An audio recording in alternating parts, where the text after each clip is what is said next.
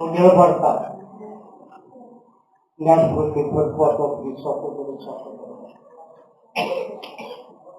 ఈ 20-30 సంవత్సరాల అనుభవం నేను చెప్తున్నా.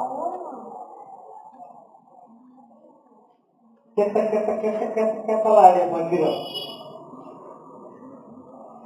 సాతాను గడు పట్టాడంటే వాళ్ళు ఎక్కిరేడు, చేపలు పడిపోయాడు, తప్పించుకున్న చేపలు తప్పించుకొని వెళ్ళిపోయాడు సముద్రంలో. వాళ్ళలో చిక్కిన చేపలో వీళ్ళలాడి బతిలో కోల్పోయారు. వాళ్ళు చూస్తాను, నేను వాళ్ళు గమనిస్తుంటాను. అన్నిట్లో పాడైన స్థితిలో బ్రతుకుతున్నారు. సమాజంలో పాడైన స్థితి, దేవునిలో నుంచి పాడైపోయారు. ఆత్మీయతను కోల్పోయారు.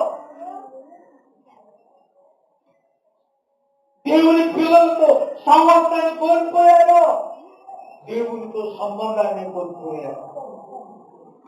అందుకే సహోదరి కాకుండా జాగ్రత్త. గర్వం నాశనానికి చెప్పండి హల్లెలూయా. ఏది తీసిందే దారి మోర్గాన్ని తీసింది. నేను పతనం చేసి అవమానాలు పోషించి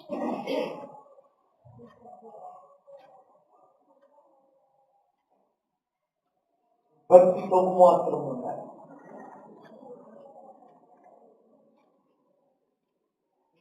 తగు మాత్రం దేవుని వైపు చూడాలి. పిలువబడితే పడిపోయిన దేవుడు లేపుతాడు. పందిలాంటి జీవితాన్ని జీవిస్తున్నాడు.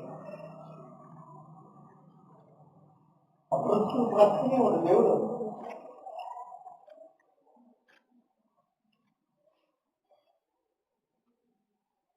బైబిల్ చెప్తుంది, నీతిమంతుడు 7 సార్లు పడ్డారు, తిరిగి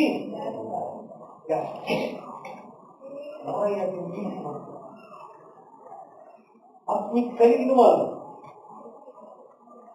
ఒకవేళ పొరపాటున వాళ్ళు పడ్డారు.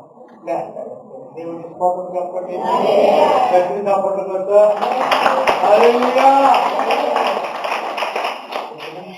మందిరంలో